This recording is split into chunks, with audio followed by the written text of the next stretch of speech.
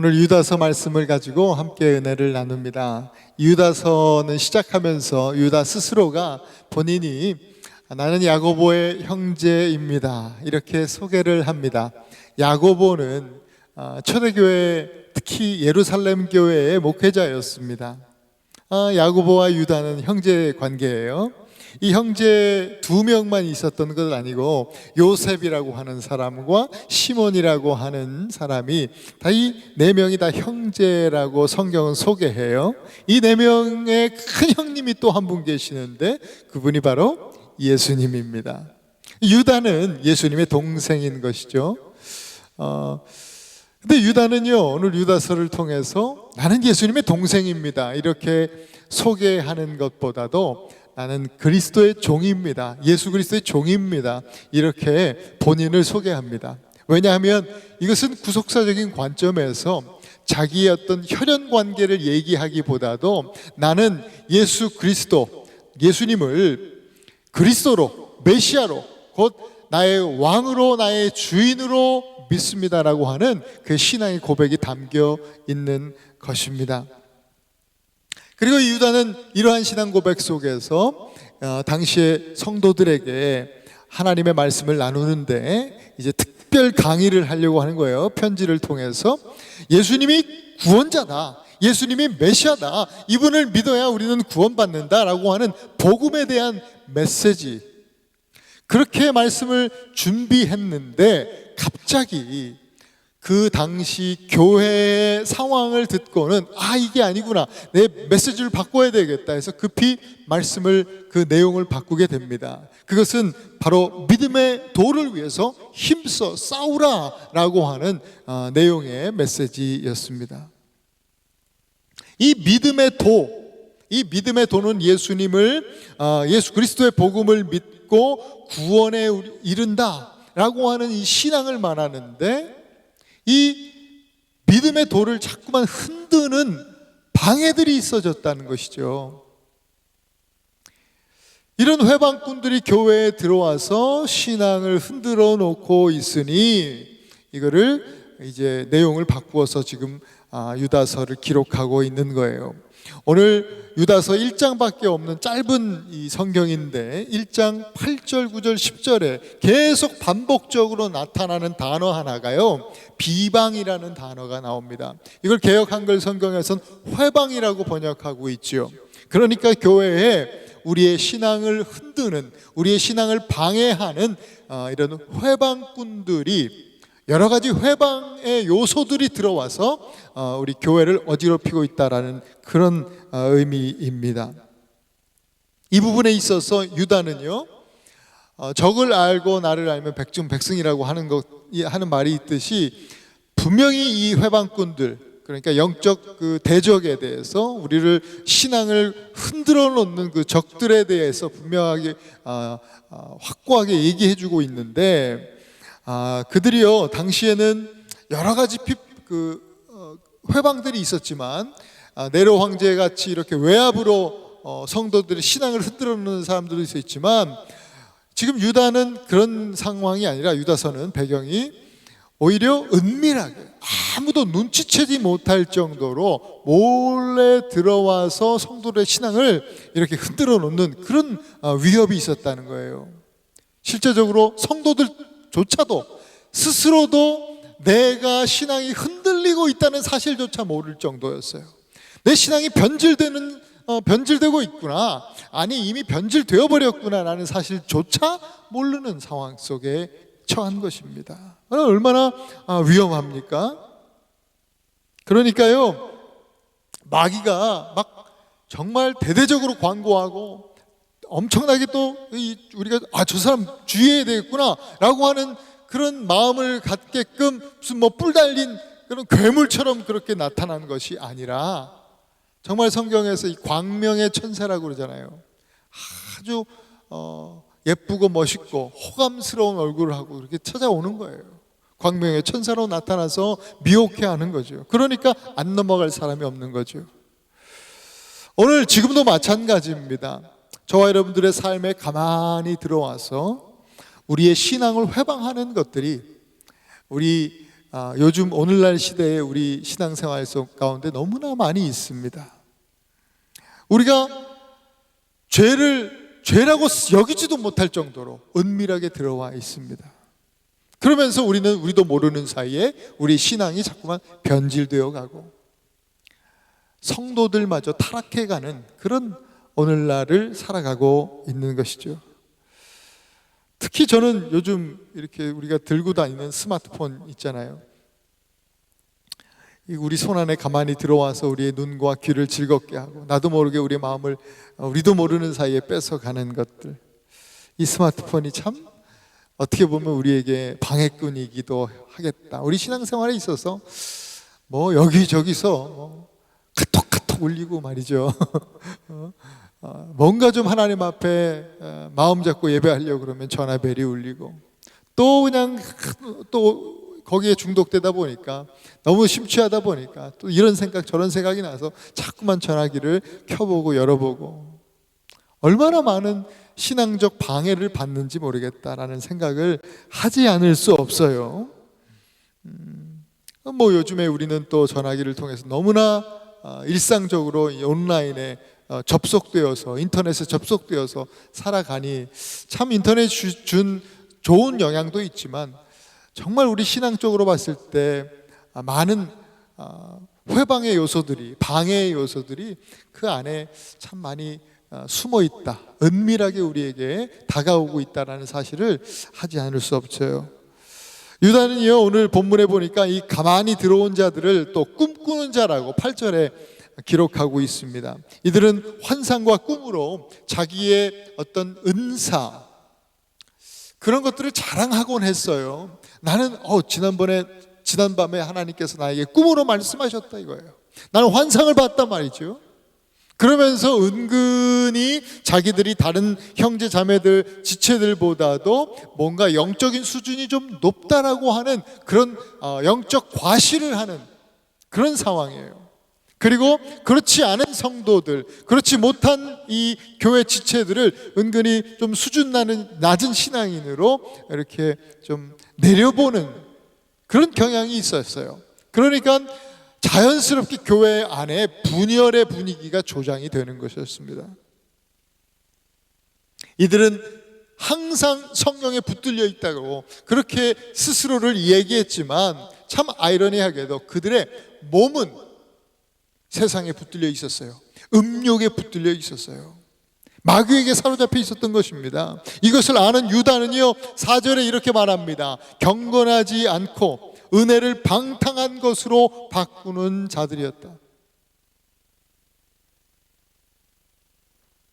이들은요 우리는 영의 사람이고 육에 속해 있지 않기 때문에 우리 육신으로 짓는 죄는 전혀 구원과는 상관없다 라고 주장하면서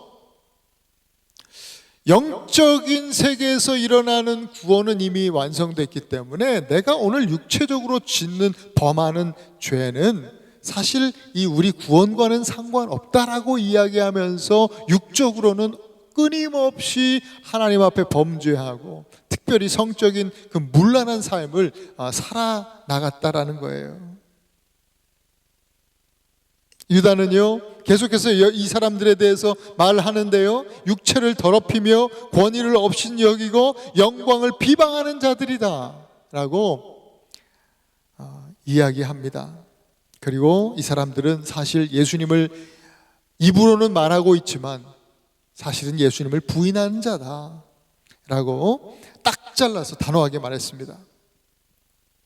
이 자체는요 예수님을 거부하는 것이고 또 예수님의 소유됨을 하나님의 소유됨을 거부하는 그런 믿음입니다. 그런 신앙이죠.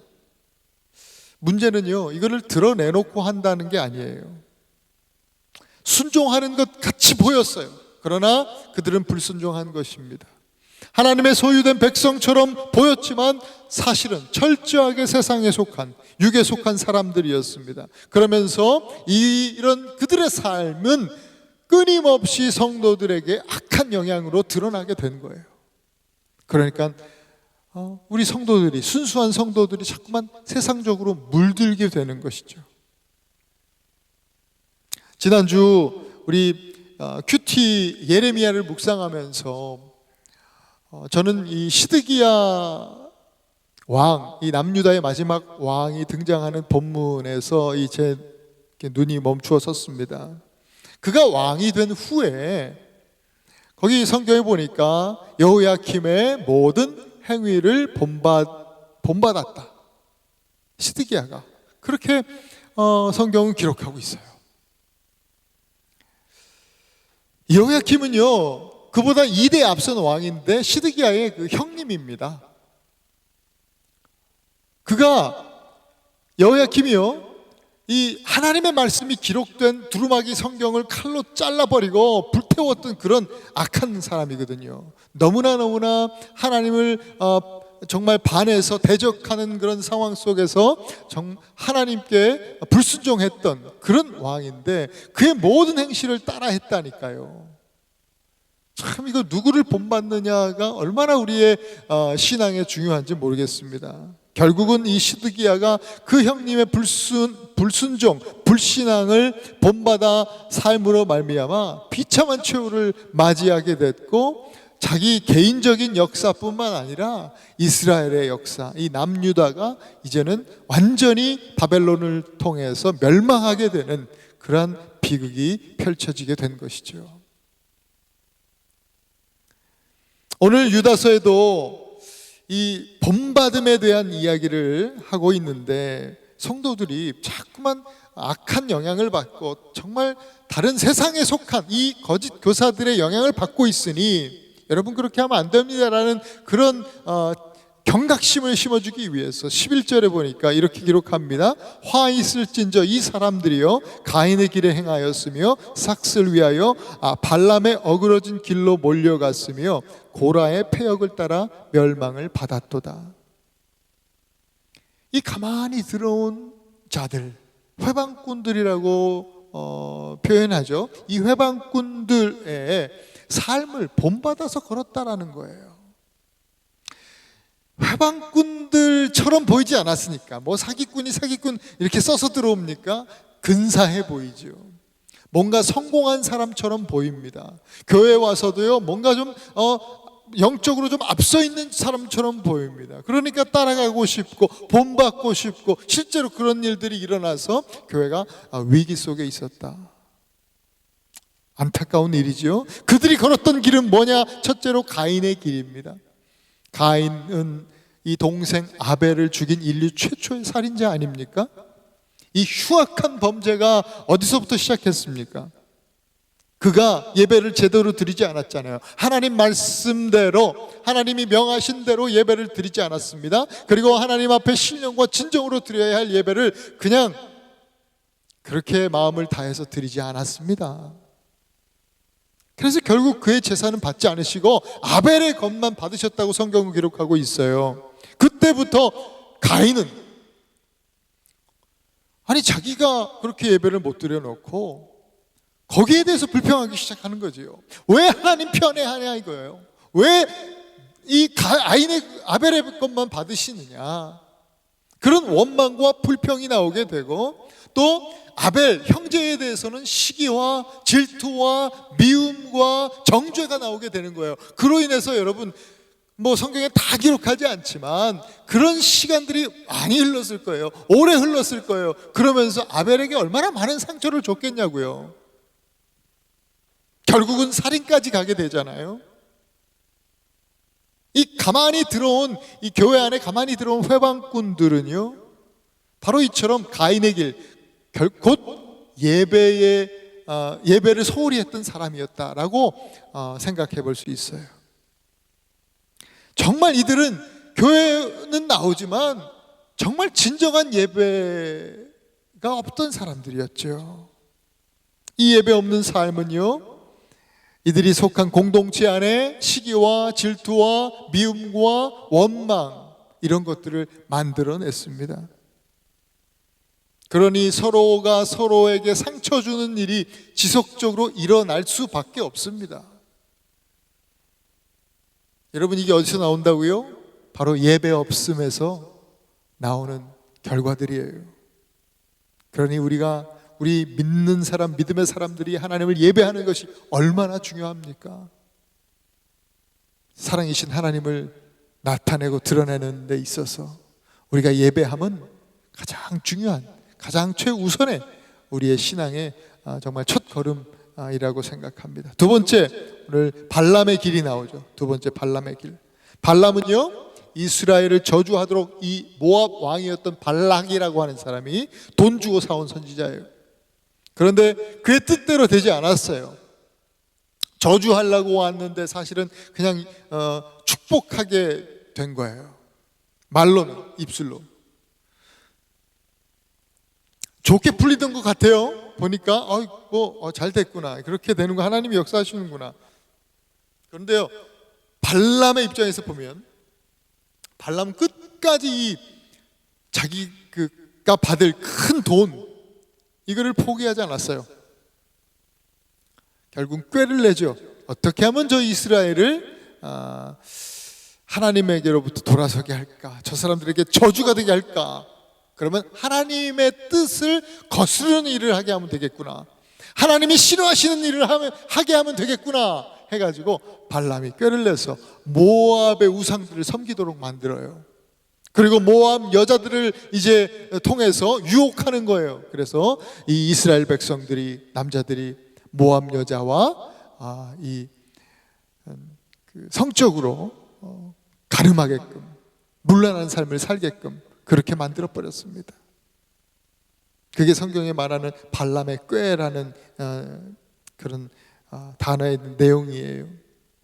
결국 이 발람은요, 돈이 목적이에요. 돈 때문에 하나님 팔아먹은 거예요. 돈 때문에 하나님의 백성들을 다 이용한 거예요. 이스라엘을 희생 제물로 삼은 것이죠. 이 가만히 들어온 회방꾼들이 바로 이 발람의 길을 따랐다라는 거예요. 교회에 들어와서 교인들로 하여금 물질에 대한 관심을 자꾸만 심어줍니다. 투자해야 돼, 미리미리 준비해야 돼, 돈 얘기, 예수님 얘기보다도 훨씬 앞서 있는 것입니다. 돈 얘기, 재물 얘기. 그리고 더 나아가서는 이 교인들을요, 성도들을 이용해서 자기가 물질을 더 얻으려고 하는 그런 악한 행동들을 했던 것이죠.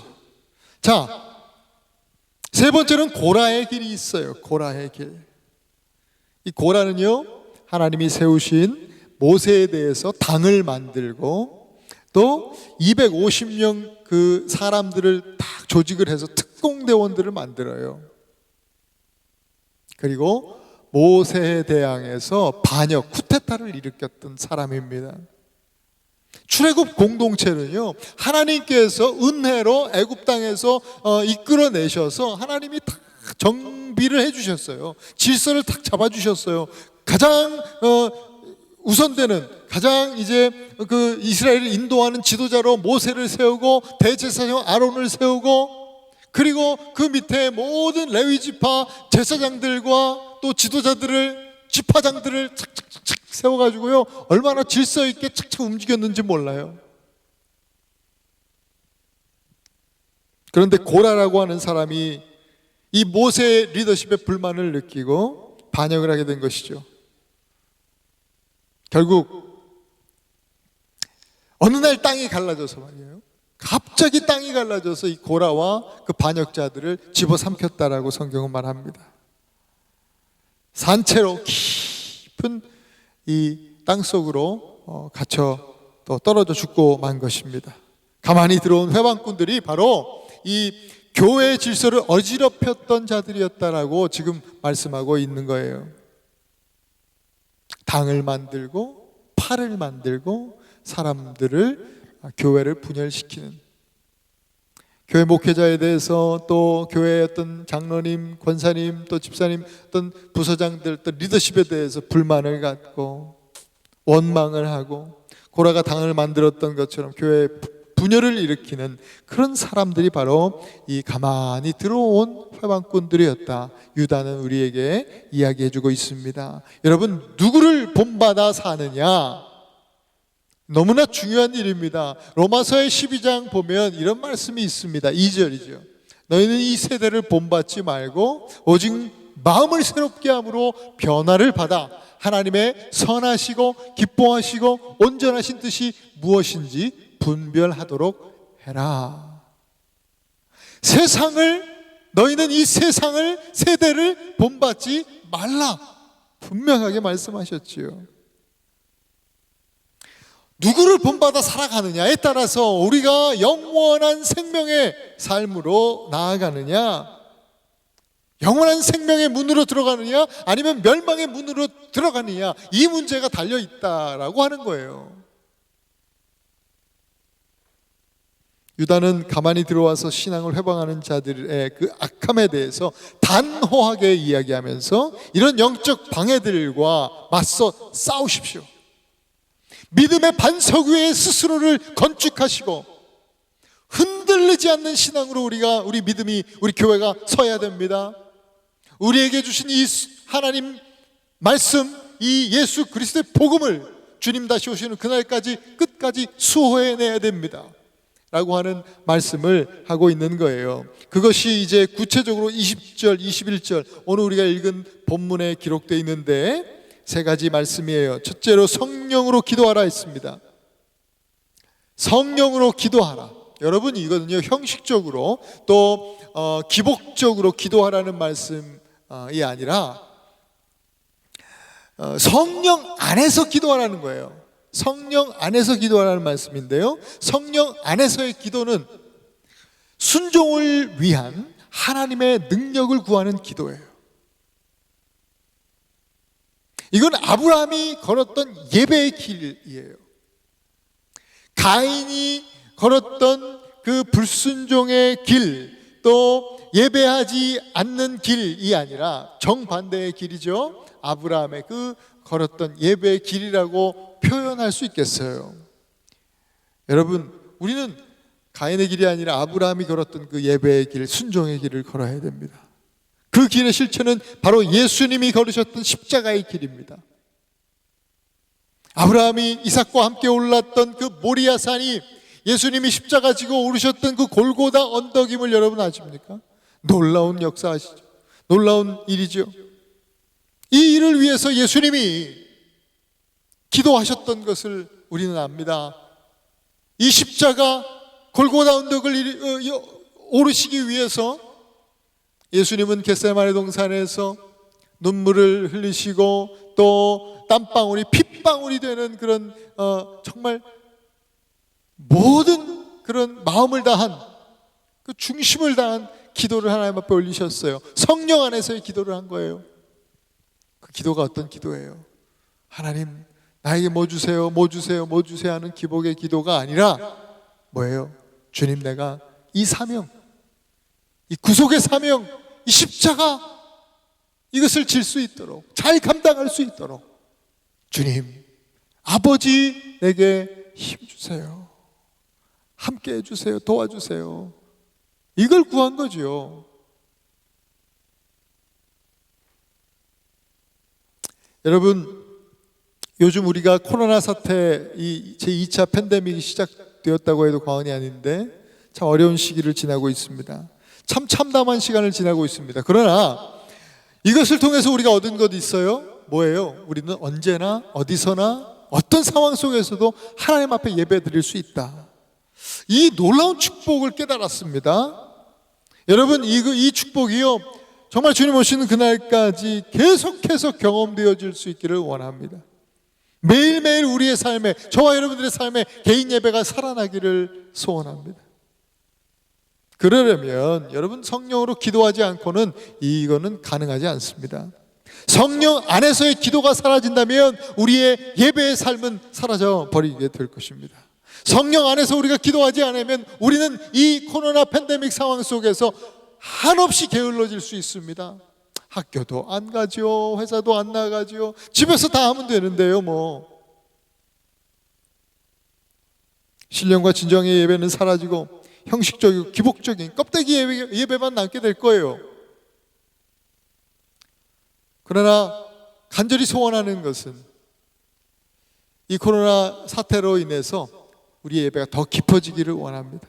시간이 흐른 뒤에, 코로나 이 팬데믹 상황이 끝난 뒤에도 이 시간을 기억하면서 참 축복의 시간이었다, 참 하나님께서 역사하셨던 회복의 시간이었다 라고 우리가 간증할 수 있게 되기를 축복합니다. 두 번째로는 하나님 사랑 안에서 자신을 지키라 말씀하셨습니다. 세상은 분명히 그렇게 말해요. 돈이 우리를 지켜준다. 돈밖에 없다. 믿을 건 돈밖에 없다. 그래서 학벌도 필요한 거예요. 인맥도 필요한 거예요. 그래서 발람처럼 사람을 적당하게 이용할 줄도 알고, 내가 이익을 얻기 위해서, 내가 재물을 얻기 위해서는 다른 사람을 짓밟을 줄도 알고, 다른 사람을 위험에 내몰 수도 있는, 그렇게 수단 방법을 가리지 않을 수 있어야 하는 거죠. 실제로 그런 일들은 얼마든지 일어나고 있고요.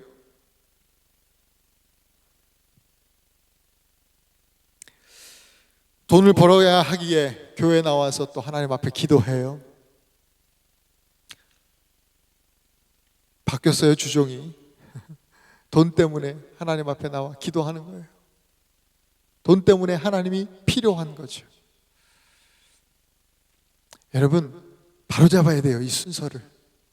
하나님 나라를 위해서.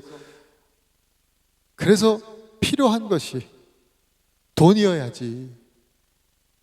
돈 때문에 하나님이 필요해서 하나님께 이것을 구하는 우리가 되어서는 안 돼요. 하나님 나라의 사명을 위해서 하나님께서 허락하실 때 돈도 따라오는 거지요. 필요하면 주시는 것이죠. 우리는 청지기로 그걸 잘 또 활용하면 되는 것이고. 여러분, 우리는 하나님 사랑 안에서 자신을 지키는 성도들이에요. 하나님 사랑 안에서, 돈이 아니라 하나님의 사랑이 우리를 지켜주신다라는 그런 믿음 잃지 말아야 합니다. 주님의 사랑이 우리를 보호하시고 주님의 사랑이 우리를 지켜주시는 거예요.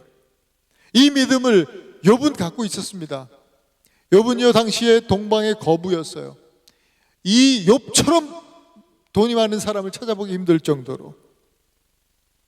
그런데 어느 날, 여러분 아시다시피 욥은 어느 날 갑자기 이 모든 것을 잃어버리지 않습니까? 모든 재산이 다 사라져 버렸습니다. 연기같이요. 재산만 그래요? 가족들도 다 떠나버렸습니다. 자식들 잃어버렸습니다. 그런데요, 여러분, 중요한 것은 욥은 이런 상황 속에서도 믿음을 잃지 않았습니다. 믿음. 욥이 고백합니다. 내가 모태에서 알몸으로 나왔사온즉 또한 알몸이 그리로 돌아가올지라. 주신 이도 여호와시오 거두신 이도 여호와시오니 여호와의 이름이 찬송을 받으실지니이다 하고 이 모든 일에 욥이 범죄하지 아니하고 하나님을 향하여 원망하지 아니하니라. 욥기 1장 21절 22절입니다. 성도는 재물이 아니라 하나님 사랑이 최우선이 될 때에 거룩한 전으로 세워질 수가 있는 것입니다. 누구를 본받아야 하겠는가? 오늘 이제 하나님 사랑 안에서 자신을 지켜냈던 그 믿음의 사람, 우리 믿음의 선배 욥을 기억하면서 하나님의 사랑이 어떤 순간에도 나를 붙잡아 주시고 지키시고 보호해 주신다라고 하는 사실을 여러분 잊지 마시기 바랍니다. 마지막으로 세 번째는 그리스도의 긍휼을 기다리라 하셨습니다. 성경의 긍휼이라는 단어는 많은 경우에 예수 그리스도의 재림과 연관되어 있습니다. 구약에서는 하나님의 심판과 연관이 되어 있죠. 그러니 오늘 이 말씀은 그리스도의 재림, 다시 오심을 기다리라 하는 말씀으로 우리가 이해할 수가 있습니다.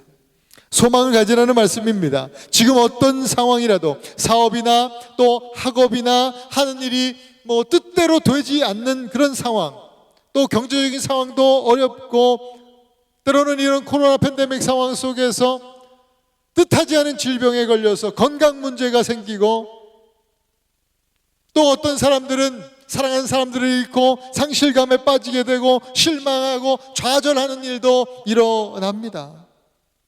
그러나 그런 상황 속에서도 오늘 그리스도의 긍휼을 기다리라. 이 말씀은 그런 상황 속에서도 절망하지 말고 소망 가지고 주님의 약속을 바라보십시오. 그 긍휼하심을 기다리십시오 라고 하는 그런 메시지죠. 그리스도의 그 은혜 안에서, 긍휼하심 안에서, 그 약속 안에서 모든 것이 회복해 되는 날이 반드시 올 것입니다. 또한 긍휼을 기다리라는 말씀은요, 하나님께서 도와주셔야만 한다는 그런 뜻이잖아요. 긍휼을 기다리는 사람의 그 마음, 하나님이 아니시면 안 됩니다라는 그런 심정으로 기다리는 거 아니겠습니까? 그러면 어떻게 하겠습니까? 하나님과 사람 앞에 더 겸손한 자세로 임하겠지요. 바로 그 말씀입니다. 고라의 길, 고라라고 하는 사람이 걸었던 길과는 완전히 반대의 길이지요. 교만하여 이 하나님의 사람을 대적한 고라의 길과는 반대로 긍휼을 기다리는 성도는 겸손하게 하나님의 교회를 섬깁니다. 스데반과 디모데와 누가와 브리스길라와 아굴라와 이런 사람들이요, 초대교회에 참 아름다운 동력을 하면서 교회 연합을 이루고 정말 귀히 쓰임받았던 것처럼 한마음으로 목회자와 또 성도들, 형제자매들과 함께 겸손하게 동력하면서 교회를 하나로 한 마음으로 섬기는 것입니다. 사랑하는 에나바한교회 성도 여러분, 믿음의 건축은요, 가인의 길, 또 발람의 길, 고라의 길, 이 불순종과 탐욕과 또 교만, 이 반역의 땅을 완전히 파내는 일부터 시작하는 것입니다. 기초를 그렇게 다지는 것이죠. 그리고 오늘 이제 여러분들과 함께 나눴던 말씀처럼 성령 안에서 기도함으로 우리 믿음의 벽돌을 하나하나 쌓아 나가는 거예요. 벽돌 한 장 가지고 어떻게 됩니까? 오늘은 오늘의 예배로 믿음의 벽돌을 쌓고, 내일은 또 내일의 예배로, 모레는 모레의 예배로, 매일매일 우리 삶 속에서 그렇게 믿음의 성전을 아름답게 건축해 나가는 거죠. 그리고 하나님 사랑 안에서 세상적인 정욕과 불의와 부정과 음란과 부패와 이런 모든 것들 가운데 우리를 지켜내야 하는 것입니다. 그렇게 우리가 힘써서 이 정말 악한 것들과 대적하면서 살아감에도 불구하고 여전히 우리에게는 힘들고 어려운 순간이 찾아올 것입니다. 또 시험이 들 것입니다. 또 실패도 경험하게 될 것입니다. 또 슬픔이 찾아올 것입니다. 그러나 말씀처럼 오늘은 그럼에도 불구하고 우리는 그리스도의 긍휼하심을 기다리면서 소망 가운데 여러분 그 어려움의 시간들을 또 통과해 가는 것입니다. 그것이 믿음의 건축이죠. 우리가 그렇게 서로 격려하고 축복하면서 그리스도의 한 지체된 믿음의 공동체 교회로 일어날 때 주님은 오늘 유다서 1장 24절의 약속처럼 능히 우리를 보호해 주시고 거침이 없게 하시며 하나님의 영광 앞에 흠없이 기쁨으로 서게 해 주실 줄 믿습니다. 그리고 마지막 절 25절에 유다가 찬송하고 있죠. 그 약속을 믿는 자만이 이 찬송이 가능한 것이 아니겠습니까?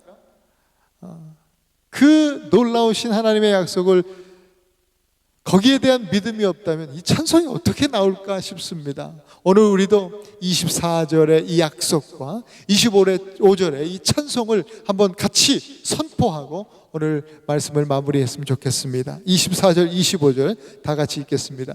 능히 너희를 보호하사 거침이 없게 하시고 너희로 그 영광 앞에 흠이 없이 기쁨으로 서게 하실 이 곧 우리 구주 홀로 하나이신 하나님께 우리 주 예수 그리스도로 말미암아 영광과 위엄과 권력과 권세가 영원 전부터 이제와 영원토록 있을지어다. 아멘. 기도하겠습니다. 좋으신 하나님 감사합니다. 하나님, 참 어려운 시대를 우리가 지나가면서 수많은 것들이 우리의 믿음, 우리의 신앙을 회방합니다. 우리의 믿음을 흔드는 수많은 요소들이, 방해들이 있는 것이 사실입니다. 끊임없이 또 우리 내면에서도 어느 순간 영향을 받아서 나도 모르는 사이에 가인의 길을 걷고 있고 발람의 길을 걷고 있고 고라의 길을 걷고 있는 나를 발견합니다. 주님, 어찌하면 좋습니까? 오늘 말씀을 기억하면서 주님, 날마다 성령 안에서 기도하는 그 예배의 길을, 예수님이 가셨던 그 아름다운 순종의 예배, 십자가의 길을 우리도 걸어갈 수 있도록 인도해 주시고, 날마다 하나님 사랑 안에서 하나님의 사랑이 우리를 지키시고 보호해 주심으로 말미암아 나는 이 세상을 살면서 이 세상의 정욕과 불의와 부정과 부당함과 부패와 모든 음란과 교만과 세속적인 모든 것들에 대항하여서 정말 스스로를 지키면서 힘껏 싸워낼 수 있는 우리가 될 수 있도록 주여 인도하여 주시고, 하나님 또한 우리가 날마다 어떤 상황에서도 그리스도의 긍휼하심을 기다리며 소망을 잃지 않는 우리 모든 성도들 될 수 있도록 주님 인도하여 주시옵소서. 한 주간도 주와 함께 승리하는 한 주간 될 수 있도록 지켜주실 줄 믿고 예수님 이름으로 감사하며 기도드립니다. 아멘.